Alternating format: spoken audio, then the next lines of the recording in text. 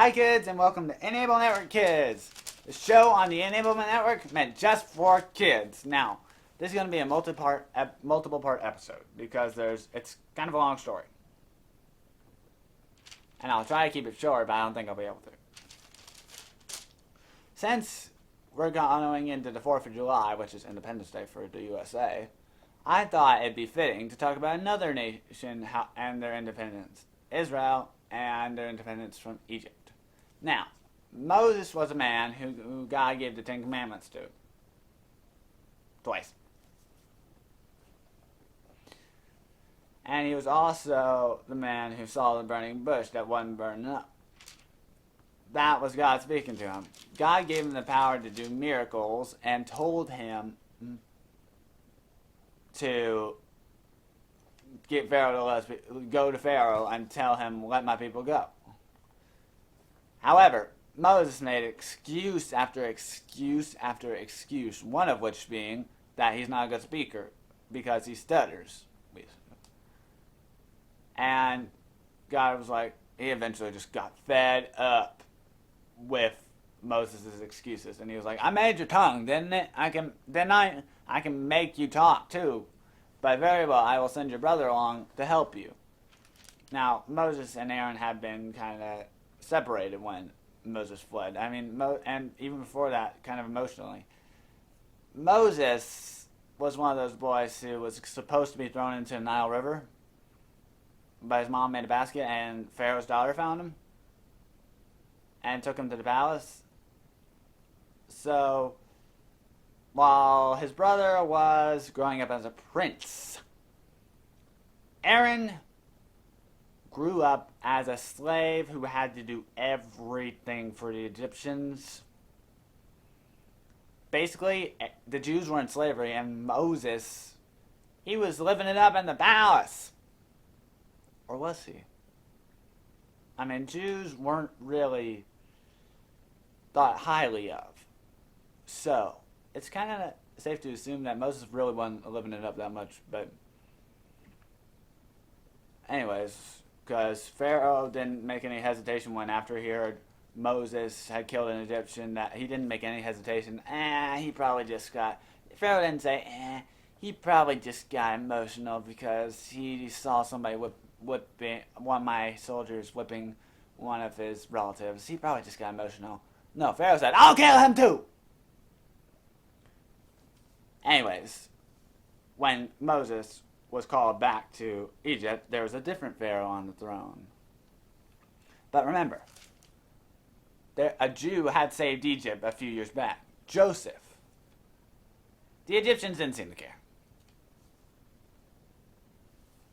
Anyways, so Moses and Aaron went to Pharaoh. And they were like, God says, let my people go. And Pharaoh was like, I don't know your God, so no.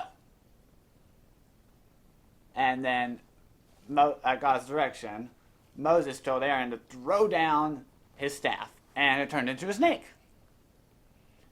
One of the miracles God gave Moses to do. And Pharaoh was so impressed. He let him go right away. No, he did not. He said, big deal, my magicians can do the same thing.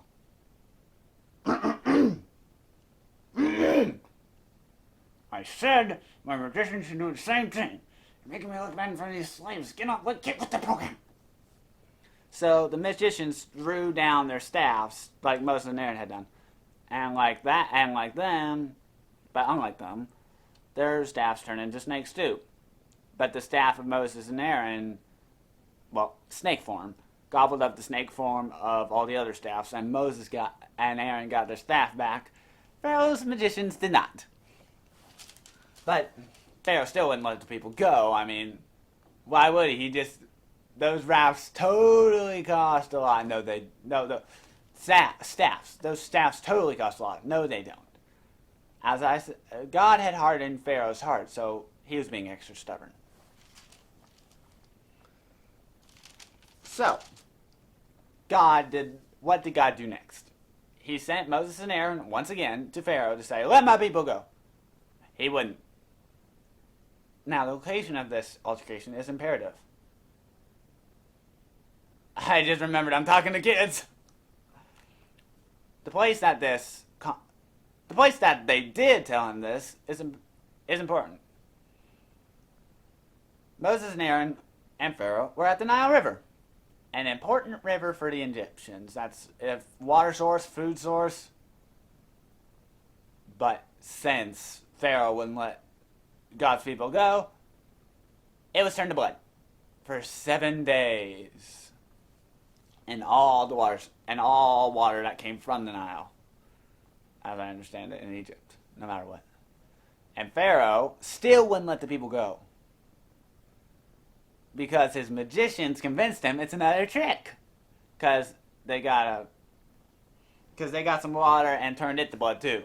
But I'm guessing it wasn't the Nile River, because they couldn't turn it back into water. They could just turn another source of water into blood. That makes no sense. Why do that? Just leave that source of water for them to drink. Yeah. Here's the deal. Pride and stubbornness can hurt you. And it was hurting Pharaoh. But he still wouldn't let the people go. So God sent frogs to cover the land. And I mean cover. You couldn't walk 2 inches without stepping on a frog. And still Pharaoh would not let God's people go. But he thought he had a trick up his sleeve. He told Moses that if he would pray for God to take away the frogs, he would let the people go. Moses prayed, God did it. Pharaoh didn't come through. He didn't follow through with his end of the bargain. Something that would become a recurring theme. And here's where things get interesting.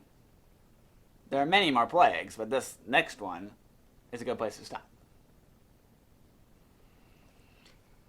The Lord sent a plague of gnats, because, understand, when I say the Lord sent a plague, he tells Moses to give Pharaoh an opportunity to set his people free, and he never takes the opportunity, except for one time. So, understand. God wasn't being cruel. He gave Pharaoh the opportunity, but Pharaoh wouldn't listen. So, God sent gnats, itty-bitty bugs, to basically just become a plague on Egypt, basically. That's why it's called a plague. And they did this. You see, they turned the Nile into blood by dipping Aaron's staff in it. And they called forth the frogs with the rod as well, stretching the rod out. And Aaron hit some dust on the ground to call forth the gnats at God's direction. And the magicians, when they tried, couldn't do it. Pharaoh still wouldn't let the people go, but it prompted one of the magicians to say, "This is the finger of God." The finger of God. The finger of God.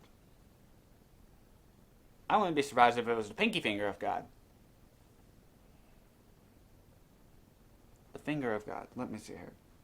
So, God was against Pharaoh because he wouldn't let his people go. But as Christians, God's on our side when we're doing what he asks us to. So if his finger can call forth that many plagues, just imagine for a moment what God can do with his hand when he wants to bless you. And I'm not talking about sneezing. I'm talking about gifts. Think about it. Imagine. Because guess what? You can't imagine it. It's always going to be better. It may not look like it at the time, but that's how God moves. We can't understand his ways. Just like the Hebrews couldn't in this. I mean, Pharaoh hit him hard. Like every plague, he just got angrier at the Hebrews. But it may not look right, but eventually, spoiler alert, they were free. So, if that's what God's pinky can do to the Egyptians, take a moment to think how much God loves you and what His hand will do for you if you're in His will. All right.